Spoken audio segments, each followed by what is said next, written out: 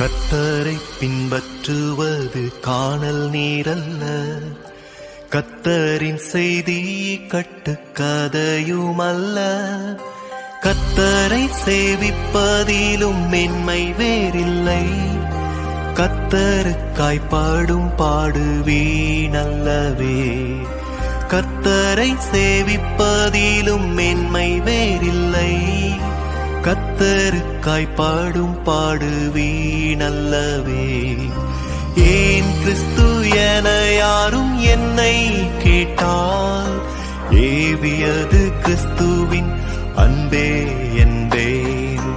ஏன் கிறிஸ்து என யாரும் என்னை கேட்டால், ஏவியது கிறிஸ்துவின் அன்பே என்பேன்.